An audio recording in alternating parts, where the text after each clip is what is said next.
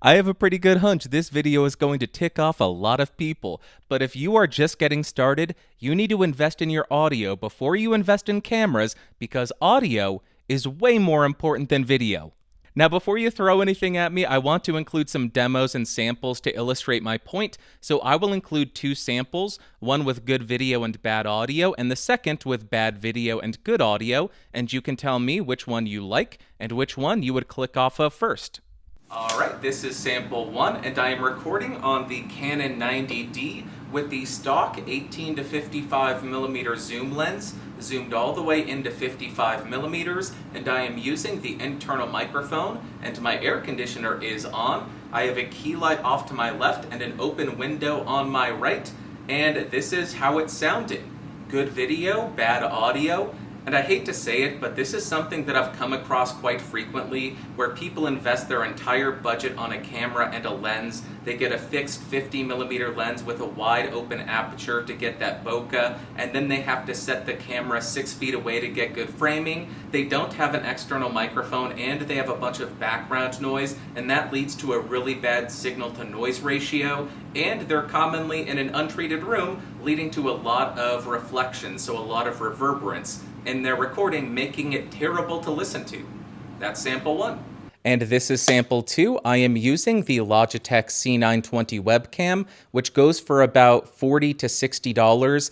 I do still have a light over to my left side, which I also had for the Canon, but I am not using the camera's inbuilt microphone. I am using an outboard microphone, the Audio-Technica AT875R, which is about 10 inches away from my mouth. I am running that into the Focusrite 2i2 3rd Gen, and that is being recorded in my computer, and then I will sync them in post. There you go. Those are the two samples for you, one with good video and bad audio, the other with bad video and good audio. Now I'm using the SEV7 running into the same interface and syncing them in post. But let me know in the comments down below, which of these would you watch? Which of them would you click off of? Would you watch the good video with bad audio, or would you watch the bad video with good audio? Let me know in the comments down below. Wait a second. I don't think we did the thing in the intro. That's never happened before. We need to fix this. Greetings, Earthlings. Welcome back to Podcastage. Whew. We can breathe easy now. With that out of the way, why do I think that audio is more important than video? It's because the overwhelming majority of information that's being conveyed in online video seems to be through spoken word. And because of that, I think it's imperative that we make sure that our audio is recorded to be clear, easy to understand, and limit the distractions that are captured in your audio. But on top of that, fixing audio in post is incredibly difficult and expensive. Talk to any sound person in TV and film, they will tell you why it's so important to get it right in the box, to get it right when you hit record, to have the budget to allow you to do that, because it will get much more expensive when you have to fix it in post. Also, I know this is anecdotal and maybe a bit biased because I am so into audio, but I can tell you I've never clicked off of a YouTube video because the video was over or underexposed, or the frame rate was different than what I prefer, or the audio and the video weren't perfectly into sync. That just doesn't happen. But on the other hand, I've probably switched off over 1,000 videos because of the audio, whether they be clipping the microphone, whether there be too much background noise, too many reverberations, or it just being painful to listen to. That is very common for me. Maybe I'm a crazy person and I'm in too deep on audio. Let me know if you do this too.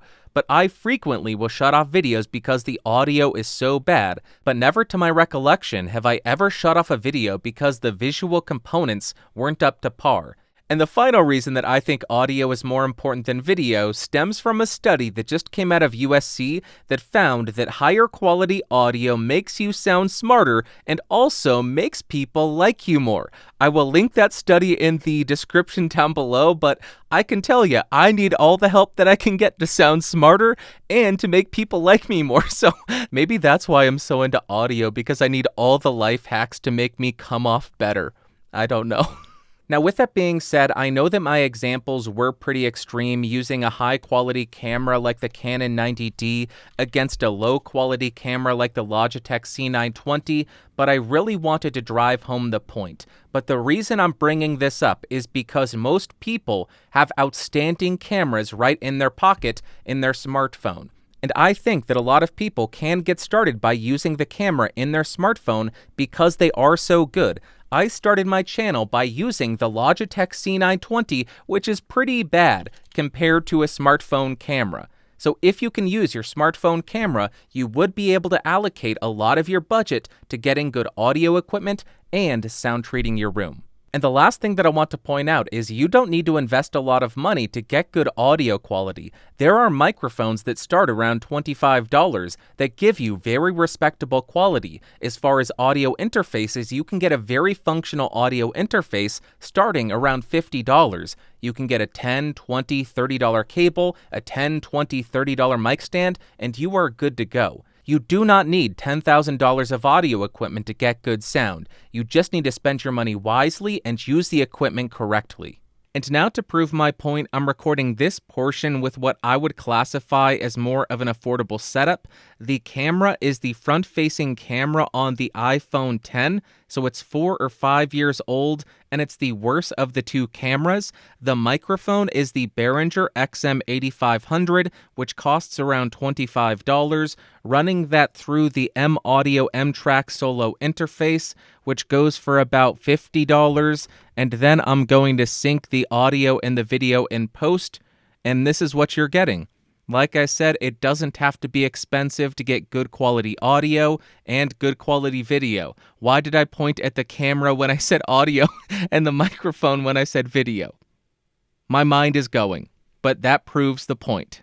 And that's all that I've got. I think I drove home the point, and I know there will be exceptions where video is more important than audio, but I think for the vast majority of people and the vast majority of projects, audio will be more important than video, or at the very least, audio and video will be equally important to the final product. If you want to see some videos where I share my favorite microphones, or videos where I share tips on how to get better sounding audio, I'll link those in the upper corner. If you found this video fun, interesting, or helpful, go ahead and give me a thumbs up. Hated it, big ol' thumbs down. You can subscribe to this channel. If you want to be one of these amazing people, you can do so by clicking that join button or going to patreon.com/podcastage and joining at the $5 tier or higher.